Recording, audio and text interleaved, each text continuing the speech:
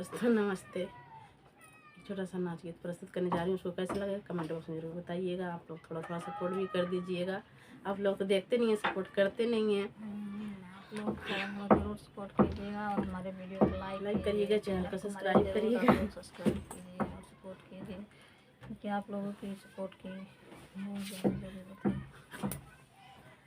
हेले वैया पेरा जी मोर ननदी, हेला वैया पेरा जी मोर ननदी।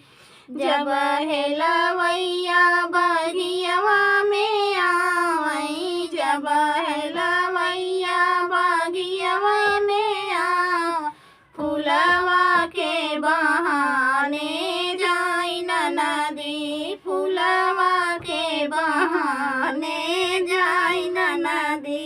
हेला वैया पेरा जी हमार ननदी, हेला वैया पेरा जी मोर ननदी। जब हेला वैया कुआनवा पे आवई, जब हेला वैया कुआनवा पे आवई, पनिया के बहाने जाई ननदी, पनिया के बहाने जाई ननदी।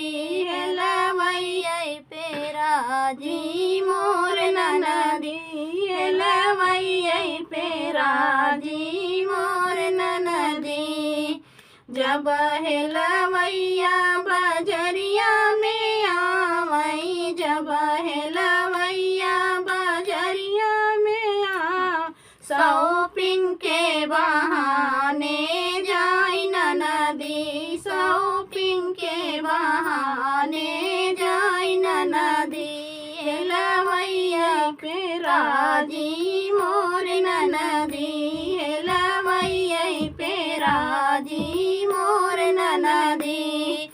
जब हेला वैया दुआरिया पे आवई, जब हेला वैया दुआरिया पे आ, कॉलेज कैया रे बतावई ननदी, कॉलेज कैया रे बतावई ननदी।